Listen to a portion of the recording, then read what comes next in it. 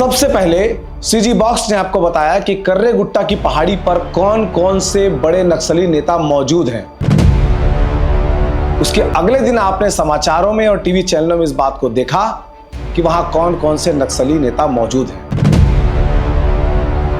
इसका आशय यह है कि आप जिस सीजी बॉक्स को देख रहे हैं, सबसे पहले आपको कर्रे गुट्टा की पहाड़ियों में जो नक्सल ऑपरेशन चल रहा है उसकी अपडेट सबसे पहले आपको मिल गई है।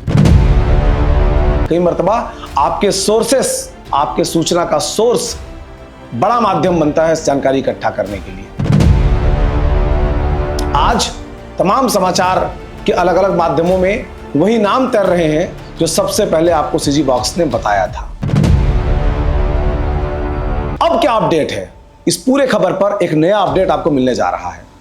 दरअसल जिस शांति वार्ता की अपील केंद्रीय गृह मंत्री अमित शाह कर रहे थे, जिस शांति वार्ता की अपील छत्तीसगढ़ के गृह मंत्री कर रहे थे, बात नहीं मानी गई। फिर अब क्यों शांति वार्ता की बात आ रही है? क्या नक्सली बुरी तरह से घिर चुके हैं? क्या तेलंगाना राज्य नक्सलियों को बचाने की कोशिश कर रहा है? इन तमाम सवालों के जवाब सिलसिलेवार ढंग से ढूंढने की कोशिश करेंगे। आप इस खबर के अंतिम तक बने रहिए। अब तक अगर आपने सीजी बॉक्स चैनल को सब्सक्राइब नहीं किया है तो कर लीजिए, क्योंकि हम आपके लिए जानकारियां निकाल कर लाते हैं और आपको खबरों से अपडेट करते हैं। अब तक अगर आपने सब्सक्राइब नहीं किया है तो मेरा हाथ जोड़कर निवेदन है, क्योंकि आप सब्सक्राइब करते हैं तो आपको अगली खबर का अपडेट मिलता है, इसलिए सब्सक्राइब कर लीजिए। नमस्कार, जोहार, मेरा नाम देवेश तिवारी है और आप देख रहे हैं सीजी बॉक्स।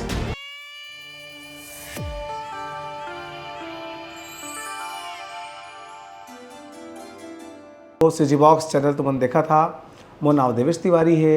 ये चैनल ला सब्सक्राइब कर लेवा, बहुत मया मिला से तुमन के, बहुत जल्दी जल्दी हम आगू बढ़ाथन। यूट्यूब में देखा सब्सक्राइब कर लेवा, बोले बिना तुमन करबो नहीं करा तेकर से मतलब कहे पर थे। खबर के डिस्क्रिप्शन बॉक्स में एक खबर का लिंक है, उसमें पूरी डिटेल में एक स्टोरी है कि कैसे एक पहाड़ी को 10,000 जवानों ने घेर रखा है और पहाड़ी के ऊपर कौन कौन से बड़े नक्सली नेता मौजूद हैं।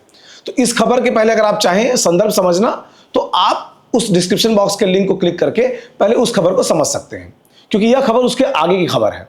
फिर भी आपकी जानकारी के बता दूं, कर्रे गुट्टा की एक पहाड़ी है, बीजापुर का बॉर्डर है, पास में तेलंगाना का बॉर्डर लगता है, एक तरफ महाराष्ट्र का बॉर्डर लगता है। उन दोनों जगह उन तीनों जो ट्रायंगल है उसके बीच में एक पहाड़ी है, जिस पहाड़ी का नाम कर्रे गुट्टा है। उस इलाके के लोग उसको ब्लैक हिल भी कहते हैं। ब्लैक हिल मतलब काली पहाड़ी। काली पहाड़ी क्यों कहा जाता है? क्योंकि शाम को वहां जल्दी अंधेरा हो जाता है। अंधेरा होने के बाद 5 फीट 6 फीट की दूरी तक विजन खत्म हो जाता है। उस पूरे पहाड़ी के चारों तरफ लैंडमाइन बिछे हुए हैं, प्रेशर बम बिछे हुए हैं। लैंडमाइन क्या होता है कि अगर वहां पर कोई पुलिस के जवान आने की कोशिश करते हैं तो ऊपर से एक बैटरी छुआना है और चिथड़ियां उड़ जाएंगी। वहां पर प्रेशर बम लगा हुआ, आपका पांव पड़ा, पैर उठा, ट्रिगर हुआ और बारूद वहां पर फट जाएगा और ऊपर जिस आदमी का पांव उसमें पड़ेगा उसके चिथड़ियां उड़ जाएंगी, टुकड़े टुकड़े हो जाएंगे। इसलिए उस पहाड़ी को काली पहाड़ी या ब्लैक हिल का नाम दिया गया है। नाम तो छत्तीसगढ़ से चल रहे ऑपरेशन का भी दिया गया है। दरअसल इसी पहाड़ी के ऊपर नक्सलियों की एक बड़ी बैठक होने वाली थी। सेंट्रल कमेटी के कई बड़े मेंबर वहां पर पहुंचे हुए थे और छत्तीसगढ़ की पुलिस को जानकारी मिल गई कि उस पहाड़ के ऊपर ये तमाम लोग मौजूद हैं। छत्तीसगढ़ का सूचना तंत्र, छत्तीसगढ़ के जवान, छत्तीसगढ़ की एसटीएफ, कोबरा बटालियन, सीआरपीएफ जो सेंट्रल की बटालियन है, तमाम लोगों ने 10,000 जवानों ने उस पहाड़ी को घेर लिया। अब नक्सलियों को यह समझ नहीं आ रहा है कि तमाम सेंट्रल कमेटी के बड़े लीडर 1,000, 1,500, 2,000 की संख्या में ऊपर बैठे हुए हैं और नीचे से जो जवान ऊपर चढ़ने की कोशिश कर रहे हैं उनकी संख्या है 10,000। जवान अगर कम होते हैं तो उनकी जगह रिप्लेसमेंट में नए जवान जा रहे हैं। जवान अगर डिहाइड्रेट हो रहे हैं तो हेलीकॉप्टर से उनको वहां से ला करके नए जवानों को वहां शिफ्ट किया जा रहा है। बीते दिनों वहां पर 50 से अधिक विस्फोट एक साथ देखने को मिला। जब जवान ऊपर चढ़ने की कोशिश कर रहे थे तब आसपास के गांव दहल जा रहे हैं। इतनी बड़ी मात्रा में वहां पर विस्फोट चल रहा है। इस लड़ाई को नक्सलियों की ओर से घेराव उन्मूलन अभियान कहा गया है। नक्सलियों ने जो प्रेस रिलीज जारी की है उसमें इसे घेराव उन्मूलन अभियान कहा है, मतलब कि घेर लिया जाना। अब तक जो लोग सीजी बॉक्स के पहले खबर कमेंट बॉक्स में कह रहे थे कि वहां कोई नहीं है, सब भाग गए होंगे, उनके जान लिए जानकारी है। आप देखिए, सीजी बॉक्स कोई खबर अगर कहता है, कोई खबर अगर बताता है आपको तो जिम्मेदारी के साथ बताता है। इस तस्वीर को देखिए, इस तस्वीर में कौन नजर आ रहे हैं? तेलंगाना के मुख्यमंत्री रेवंत रेड्डी। रेवंत रेड्डी के साथ कौन बैठे हैं? नक्सलियों के सिंपैथाइजर, जिनको माना जाता है, हम नहीं कह रहे।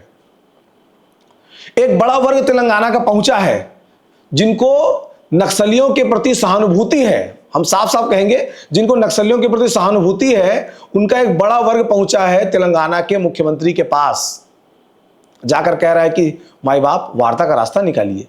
वार्ता का रास्ता आप निकालेंगे तब छत्तीसगढ़ में जो बड़े नक्सली लीडर जो फंसे हुए हैं कर्रेगुट्टा के पहाड़ी के ऊपर, उनकी जान बच पाएगी। वार्ता कर लीजिए ना।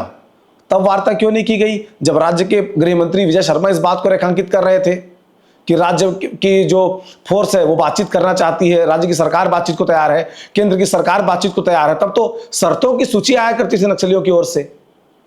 अब वो बातचीत करने को तैयार है। उनका ये कहना है कि हमने अपने जो नक्सलियों की फोर्स है उसके हाथ बांध कर रखे हैं, उन लोगों को रोक के रखा है, और बातचीत का रास्ता खुलता है तो एक अच्छे नतीजे पर पहुंचा जा सकता है। ये बात पहले क्यों समझ में नहीं आई? जब तमाम नक्सलियों के बड़े लीडर, सेंट्रल कमेटी के लीडर कर्रेगट्टा की पहाड़ी के ऊपर फंस गए हैं, 10,000 जवानों ने घेर लिया है, तब उन्होंने तेलंगाना के माध्यम से वार्ता की पेशकश की है। तेलंगाना के मुख्यमंत्री रेवंत रेड्डी ने इस संदर्भ में ट्वीट भी किया है। कुछ तस्वीरें भी सामने आई है जो आप स्क्रीन पर इस समय देख रहे हैं। मतलब नक्सली भयभीत है, नक्सलियों की कमर टूटी हुई है। इस लड़ाई के बाद उनकी रीढ़ की हड्डी टूट जाएगी। तमाम बड़े लीडर एक साथ मारे जाएंगे। इसके पहले बातचीत का रास्ता निकालकर उनको सेव कर लिया जाए और बातचीत के जरिए इस नतीजे पर पहुंचने का प्रयास करने की बात सामने नजर आ रही है। उस पहाड़ी के उस पार सीआरपीएफ है, लेकिन तेलंगाना की पुलिस वहां सपोर्ट नहीं कर रही है, जो लोकल सोर्सेस उनके मुताबिक। तेलंगाना की लोकल फोर्स, महाराष्ट्र की लोकल फोर्स इस ऑपरेशन में नहीं है। इस ऑपरेशन में छत्तीसगढ़ की ओर से छत्तीसगढ़ के एसटीएफ, छत्तीसगढ़ के डीआरजी, छत्तीसगढ़ में अपॉइंटेड जो सीआरपीएफ हैं, ये तमाम जो नक्सल मोर्चे पर लड़ने वाली फोर्सेस हैं, इन लोगों ने पहाड़ को 10,000 की संख्या में छत्तीसगढ़ की ओर से घेरा हुआ है और सेंट्रल की फोर्स ने तेलंगाना की ओर से और महाराष्ट्र की ओर से घेरा हुआ है। निकलने कोई रास्ता बचा नहीं है, इसलिए वार्ता का रास्ता दिखाई पड़ रहा है। इस पूरे प्रकरण को लेकर के तेलंगाना में राजनीति भी शुरू हो गई है। तेलंगाना के पूर्व मुख्यमंत्री के चंद्रशेखर राव की बेटी, जो निजामाबाद से एमएलसी के मेंबर हैं, उन्होंने शांति वार्ता का समर्थन किया है। उनकी ओर से कहा गया है कि नक्सलवाद की विचारधारा बल प्रयोग से ठीक नहीं हो सकती, इसको बातचीत से हल करना चाहिए। नक्सलवाद का राजनीतिक समाधान खोजा जाना चाहिए। उनका मानना है कि केंद्र सरकार को युद्ध विराम का आह्वान करके नक्सलियों को बातचीत के लिए बुलाना चाहिए। बातें तब सामने आ रही है जब वो घिर चुके हैं, और जब तक सरकार हाथ जोड़ रही थी, अनुनय कर रही थी, निवेदन कर रही थी, तब तक माओवादियों के बड़े लीडर्स को ये बातें समझ में नहीं आ रही थी कि वार्ता भी किसी बात का समाधान हो सकता है। वो दीगर बात है कि नक्सलियों के समाप्त होने के बाद बस्तर के खनिज संसाधनों का क्या होगा, वो दीगर बात है। क्योंकि आज जब वो हैं और वहां के संसाधनों का दोहन नहीं हो रहा है, तो कौन से वहां के आदिवासियों को बहुत अच्छी सुविधाएं मिल पा रही हैं।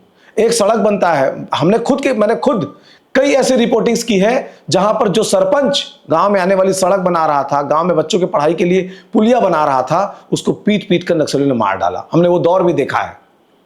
मैंने खुद कई बार मर्तबा इस तरह की रिपोर्टिंग की है।